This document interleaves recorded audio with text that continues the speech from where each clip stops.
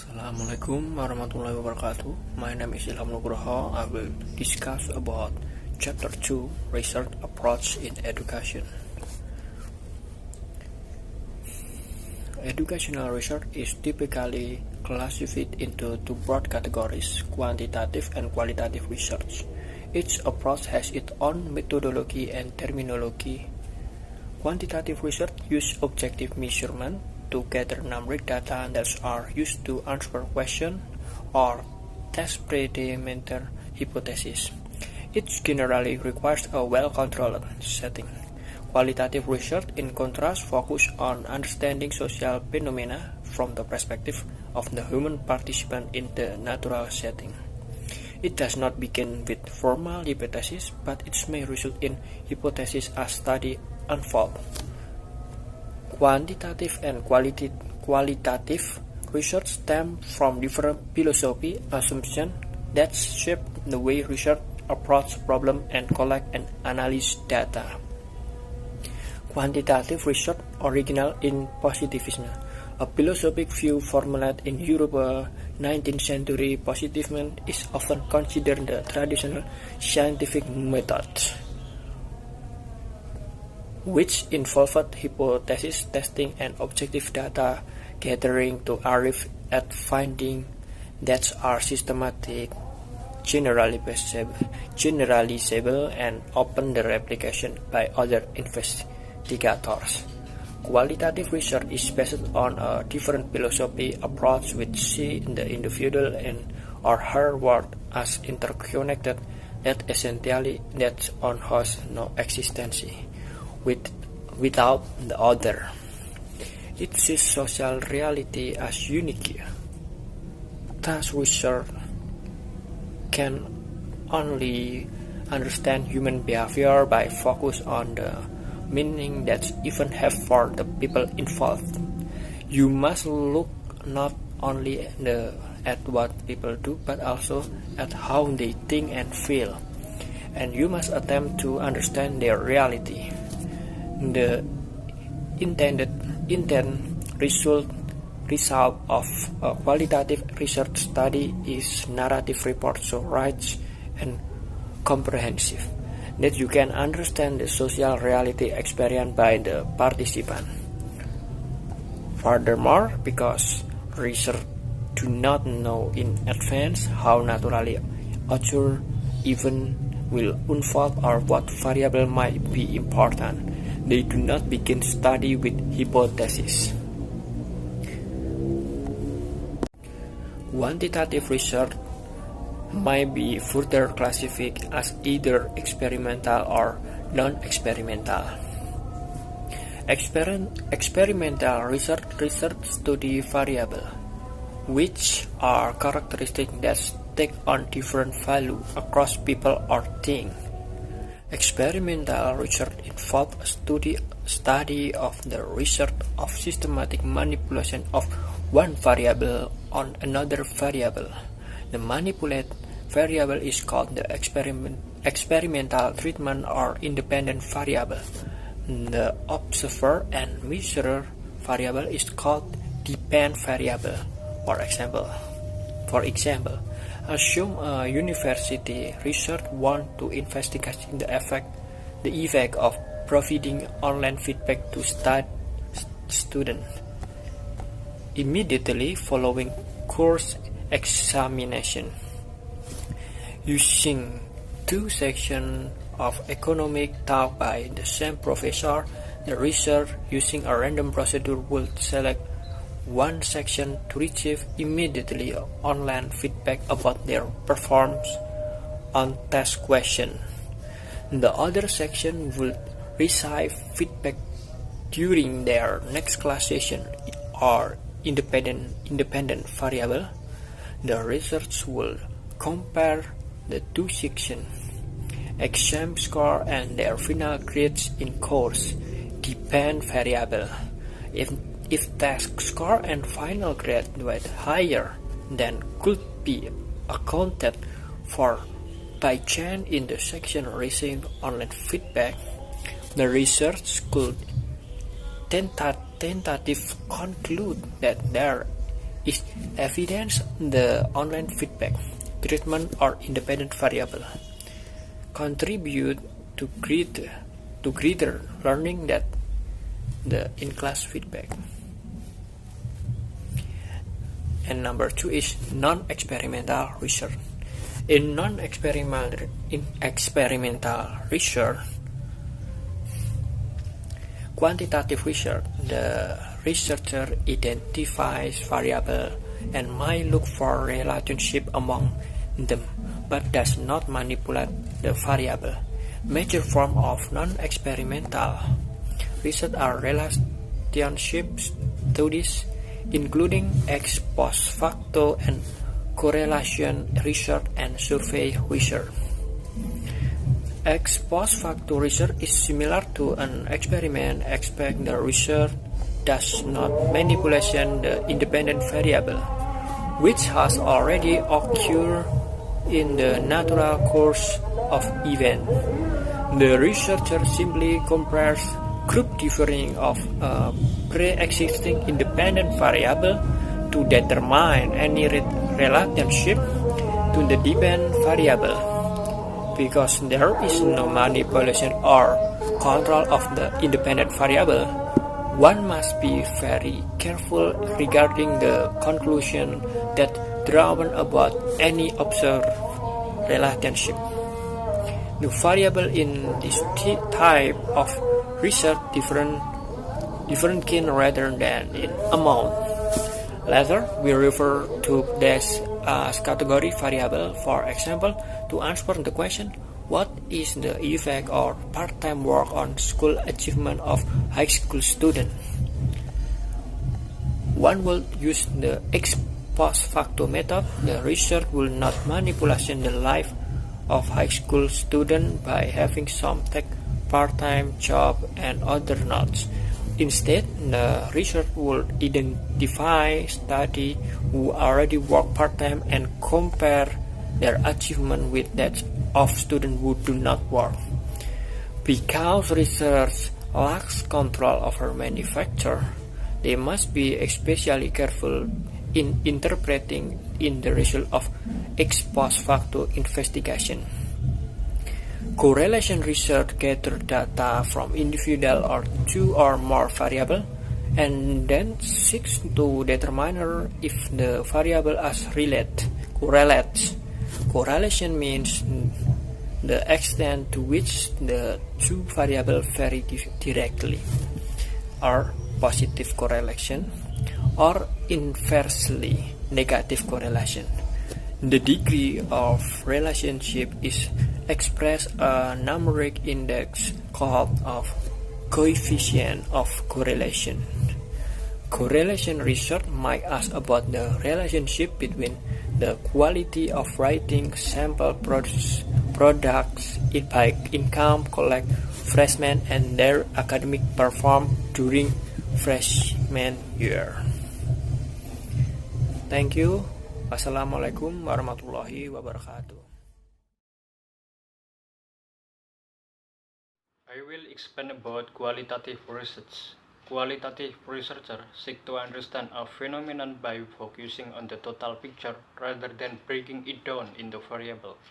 The goal is holistic picture and depth of understanding rather than a numeric analysis of data. There are many different types of qualitative research. Number 1. Basic interpretative studies. A basic interpretative study provides descriptive account target to understanding a phenomenon using data that may be collected in a variety of ways. It can be interviews, observation, and document review. The purpose is to understand the work or experience of another. Number 2. Case studies. A case study is a type of ethnographic research study which is focused on a single unit, such as one individual, one group, one organization, or one program. The goal is to arrive at a detailed description and understanding of the entity. Number 3. Document or content analysis. Content analysis focuses on analyzing and interpreting recorded material to learn about human behavior. The material may be public records, textbook, letter, films, tapes, diaries, dams, reports, or other documents. usually begin with a question that the researchers believe can best be answered by studying document. Number 4. Ethnography. Ethnography is an in-depth study of naturally occurring behavior within a culture or social group. The researchers observe group behavior as it occurs naturally in the setting, without any simulation or imposed structure. Ethnography requires a variety of data gathering procedures, such as prolonged observation of the setting, interviewing members of the culture, and studying documents and artifacts. Number 5. Grounded theory. Grounded theory research is designed to develop a theory of social phenomena based on the field data collected in a study. From an inductive analysis of the data, the researcher constructs concept. He or she then forms a theory by proposing plausible relationship among the concepts. Number 7. Narrative inquiry. In narrative inquiry, researchers examine the stories people tell about their life and co-construct a narrative analysis of those stories. Narrative analysis has also been referred to using terms such as life stories. A researcher investigating teacher reflection or teacher pathways into teaching make use narrative inquiry approaches. Typical steps in research. Number 1. Selecting a problem. Number 2. Reviewing the literature on the problem. Number 3. Designing the research. Number 4. Collecting the data. Number 5. Analyzing the data. Number 6. Interpreting the findings and stating conclusion. Number 7. Reporting result. This involves clearly and concisely presenting the step in the study in sufficient detail so that another person can replace it. Question that educational researcher asks. Theoretical questions. Questions of a theoretical nature are those asking, such as what is it, or how does it occur, or why does it occur. Practical question. Many questions in educational research are direct and practical, aimed at solving specific problems that educators may encounter in everyday activities. How effective is peer tutoring in the elementary school classroom, such as how does teaching children cognitive strategies affect their reading comprehension, or what is the relative effectiveness of the practical question. Many questions in educational research are direct and practical, aimed at solving specific problems that educators may encounter in everyday activities. How effective is peer tutoring in the elementary school classroom? The questions such as how does teaching children cognitive strategies affect their reading comprehensions? Or what is the relative effectiveness of the problem discussion method as compared with the lecture method in teaching high school social studies, or etc. Basic and applied research. Other classification system discuss whether research is basic or applied. Basic research is research that has the main objective of obtaining empirical data that is used to formulate and expand the boundaries of theory without paying attention to its practical application. Much of the early psychological investigation of reinforcement was basic research, and that reinforcement theory had educational application. Applied research aims to solve actual problems and problems at the appropriate level of complexity that occurs when in practice. For example, in teaching and learning in class. Maybe a teacher can solve a specific problem but does not develop a broader theory to solve other problems, because there are varying degrees of the basic applied continuum. The classification of these studies is inconsistent. Usually, this basic application is classified in the extent to which the findings can be applied to solve practical problems and gain practical benefits in the long term. For example, advance in the practice of medicine depend on basic research in biochemistry, microbiology, and genetics. In recent years, in fact, basic research has tended to move towards classroom studies because the findings of applied research help basic researchers complete theoretical formulation. Researchers of general theories of learning pay attention to variables such as context and social structures that do not exist in the laboratory environment in understanding children's learning. Language of research. Scientists need special language or terms to describe and summarize observations in the area. Scientists may use daily language or may introduce new terms that are not part of daily language but are used to meet special needs. One of these terms is construct. Scientists create construct to summarize observation and explain behavior. Constructs are unobservable abstractions but are useful for interpreting empirical data and in theory building. Examples of constructs in educational research are intelligence, motivation, anxiety, low achievement, creativity, and self-concept. Defining construct is something that needs to be considered by researchers. The greater the possibility of misunderstanding, the greater the need for a precise definition. Construct can be defined by being manipulated in certain studies. The former type of definition is called constitutive definition, and the latter is known as operational definition. Constitutive definition. A constitutive definition is a formal definition in which a term is defined as defined in a dictionary. This definition is useful for conveying general meaning, but is not appropriate for research purposes. Researchers need to define so that other researchers can replicate the research. Operational definition serves this purpose. Operational definition. The operational definition considers the meaning of a construct by determining its operation to measure the construct. Operational definition may not be as rich as constitutive definition, but they are important in research because operational definition can assist researchers in bridging the gap between theory and observables. Although investigators are guided by their own experience and knowledge, as well as by other investigators' reports, researchers often select those that best represent their own approach from a variety of possible operational definitions. The purpose of an operational definition is to define a term, to ensure that everyone concerned understands the particular way a term is used. Operational definitions are considered adequate if the construct they wish to represent is acceptable. Operational definitions are very important for research because researchers can measure abstract constructs and allow scientists to move to the level of observation. It is important to remember that researchers need to find the relationship between the two observable and measurable datasets they choose to represent construct. Variables. It is important for quantitative researchers to think about the variable framework. A variable is a construct that can take a different value or score. Researchers study the variables and relationships that exist between variables. Examples of variables are social class, gender, height, vocabulary level, and intelligence. The types of variables. Variables can be classified into two, namely categorical and continuous. It is called category because the subject is classified by being sorted into mutually exclusive groups. Whereas if an attribute has an infinite number of values in a range, it is a continuous variable. The most important classification of variables is based on their use in the study under consideration, if they are classified as independent or dependent variables.